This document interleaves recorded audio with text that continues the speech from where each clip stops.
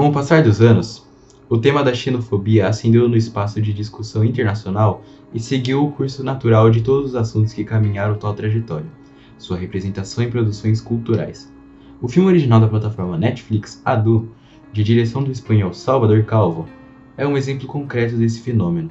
Através de seus 3 enredos paralelos, os policiais da fronteira em julgamento pela morte de um imigrante, Adu e sua irmã fugindo de sua aldeia por conta de conflitos locais, e a relação de um pai ativista pró-elefantes e sua filha recém-inserida no contexto da África, a narrativa entrelaça a xenofobia europeia contra os imigrantes vindos da região setentrional do continente africano. Buscamos entender os pormenores desse processo através de várias perguntas.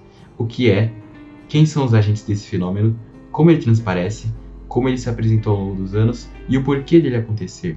Então, para começar...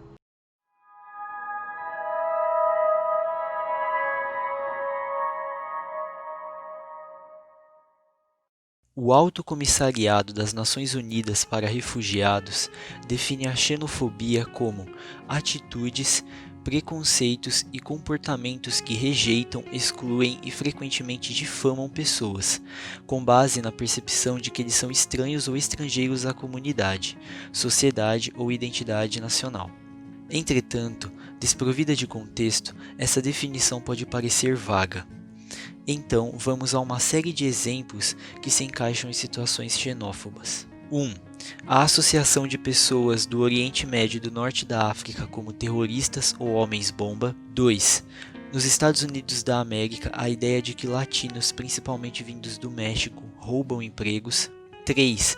No Brasil, o equivalente do que fazem com os latinos nos Estados Unidos, mas com pessoas vindas do Haiti e da Venezuela. A xenofobia, normalmente, é infligida em etnias que se encontram em um intenso fluxo migratório, como os indivíduos provenientes de países em guerra, crise econômica e situações de desastre natural. Muito por conta de que, dessas situações, se estabelecem os encontros entre o nativo e o estrangeiro. É importante ressaltar que xenofobia é diferente de racismo, apesar de sim estarem intimamente relacionados. O xenófobo não exerce seu preconceito por conta da cor da pele, mas sim pela nacionalidade adversa à dele.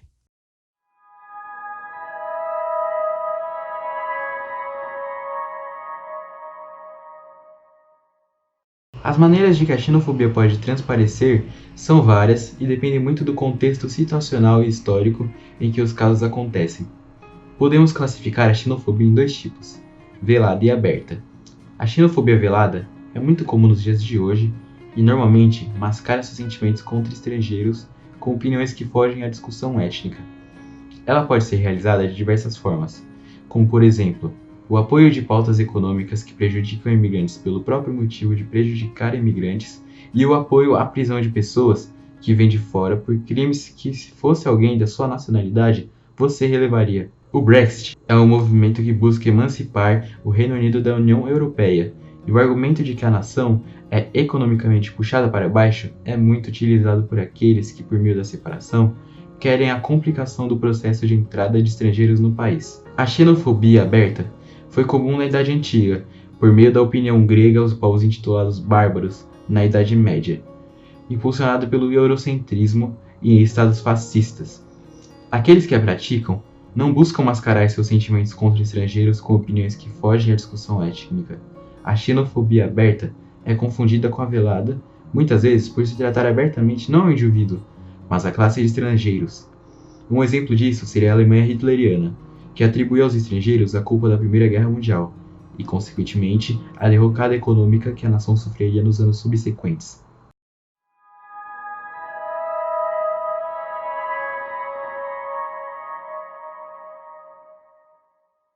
Apesar da definição neutra, quando a aplicamos no mundo real, certos povos e etnias se tornam alvos mais frequentes dos xenófobos e, consequentemente, estes também são seletos em seus membros. Como dissemos anteriormente, o fluxo migratório se associa diretamente à xenofobia. No caso, aqueles que migram são os alvos e aqueles que nasceram no país são os atores. Por exemplo, nos Estados Unidos da América, latinos que vão ao país em busca de empregos são rechaçados por xenófobos nativos do país, que temem uma suposta desestabilidade econômica que os afligiria. Muito por conta dos motivos que levam alguém a se imigrar, podemos categorizar os agentes desse fenômeno de outra forma. Usualmente, países subdesenvolvidos e em desenvolvimento sofrem a xenofobia dos países desenvolvidos. Um exemplo desse fenômeno seria a xenofobia portuguesa contra imigrantes brasileiras que ocorreu ao longo dos anos. Elas, então, criaram uma página que reúne denúncias de xenofobia sofridas por brasileiras. Um relato diz que eu tive uma infecção de urina e, quando fui à médica, ela me disse: "Isso que dá não fechar as pernas." A médica era uma mulher, o que me deixou mais triste ainda.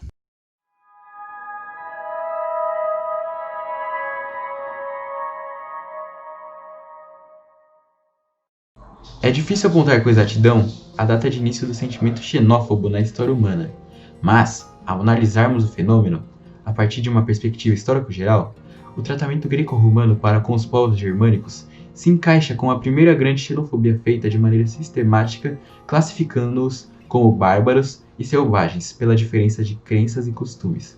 O esquema de atores e alvos era bem diferente do que hoje, principalmente porque as interações entre a Europa e os continentes subdesenvolvidos não estavam formuladas por inteiro, apenas com o Império Romano, consolidando seu poder no norte da África. Nas grandes navegações, a forma como vemos a xenofobia hoje foi tomando forma. Intensificou-se o tráfico negreiro pelas nações europeias e suas respectivas colônias. A desculpa? A falta de hipótese de que as culturas provenientes do continente africano fossem inferiores às das crescidas na Europa. A ideia que hoje chamamos de eurocentrismo.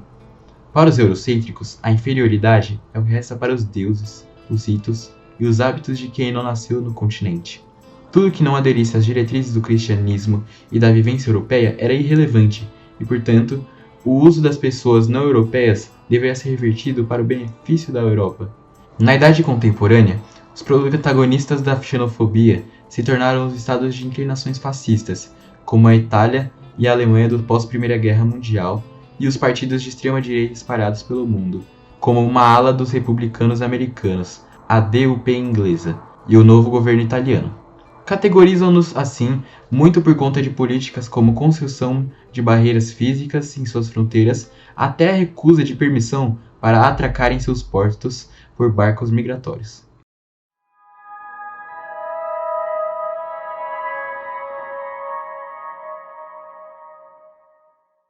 Uma das perguntas mais comuns que as pessoas levantam ao se depararem com um caso de xenofobia é: por quê? Qual seria a motivação por trás do ato de xenofobia? As respostas variam desde rixas pessoais, compromissos profissionais, até questões maiores como o comportamento cultural de uma nação e a noção de identidade.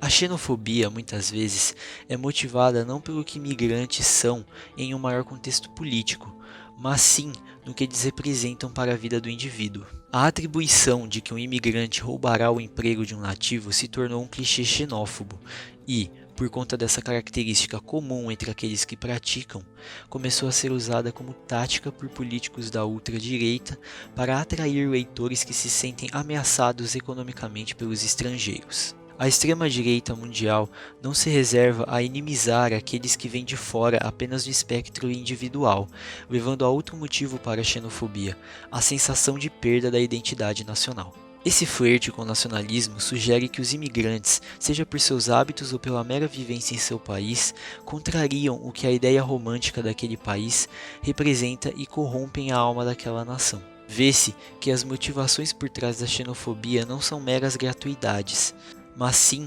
enraizam-se no que, muitas vezes, constitui o ser daquele indivíduo, o sucesso e o próprio sentimento de ser algo, aderir a uma identidade e, portanto, a desestruturação dessas ideias é extremamente difícil.